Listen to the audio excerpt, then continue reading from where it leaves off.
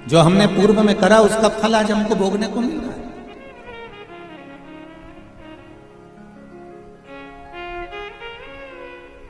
यहां इतनी सारी माताएं, सबके मंगलसूत्र की डिजाइन अलग अलग होगी। बोलो री जी जी सही है कि गलत है? सबके हाथ के चूड़े की डिजाइन अलग अलग होगी। बोलते जाओ जरा जल्दी से, सही है कि गलत है? ठीक है। पाँव में जो बिछुड़ी पहनी हो उसकी डिजाइन अलग अलग होगी। पाँव में जो पायल पहनी हो उसकी डिजाइन अलग अलग होगी। सिर पे जो चुनर पहनी हो उसकी डिजाइन अलग अलग होगी।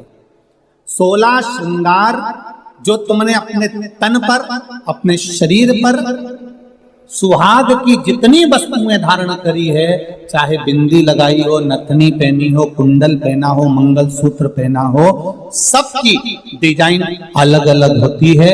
केवल 16 श्रृंगार में से एक श्रृंगार ऐसा है जिसकी डिजाइन नहीं बदली है, वो है मांग का सिंदूर, कुमकुम एक जैसा हो।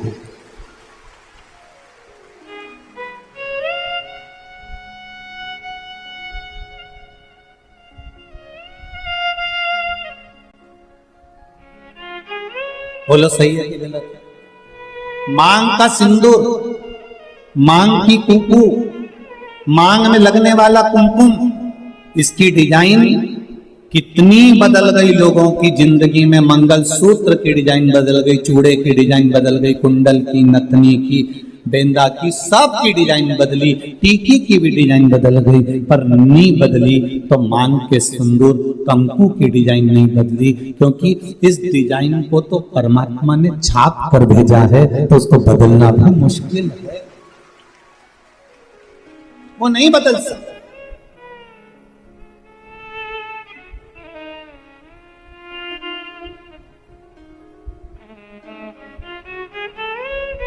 मंगलसूत्र के दाने एक बार निकल जाएंगे ना, चलेगा। नाक की नथनी एक बार निकल जाएगी ना, चलेगी। बिछुड़ी जल्दीबाजी में कहीं निकल जाएगी ना, चलेगी। बिंदी कहीं निकल जाएगी ना, चलेगी।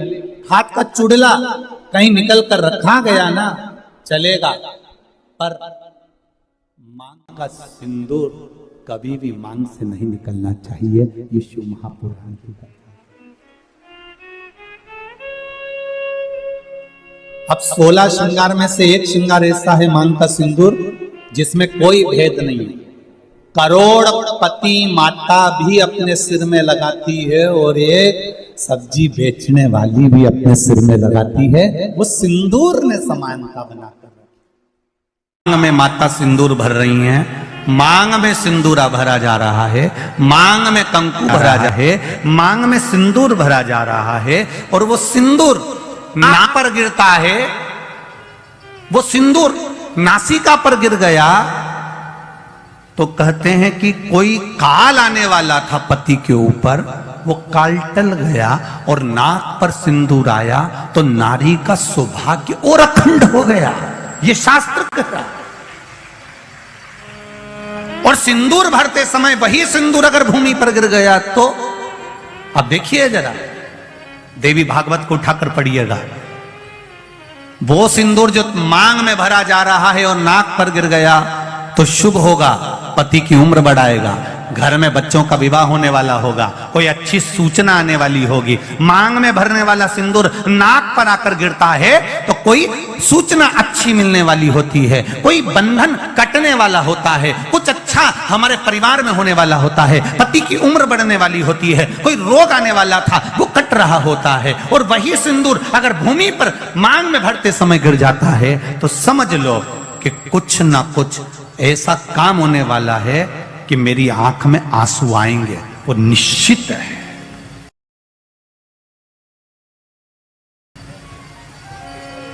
वो निश्चित है। चाहे वो किसी प्रॉपर्टी के चक्कर में हो, परिवार के चक्कर में हो, नातों के चक्कर में हो, पुत्रों के चक्कर में हो, बेटियों के चक्कर में हो, पति के चक्कर में हो, रिश्तेदारों के चक्कर में हो, कुटुंब मायका ससुराल के चक्कर में हो, पर निश्चित है कि नेत्र में जल जरूर आएगा, ये निश्चित था। क्योंकि भूमि पर वो सिंदूर अगर नाक पर गिरा है तो शुभ है, पर वही सिंदूर अगर भूमि पर गिरा है तो वो अशुभ है।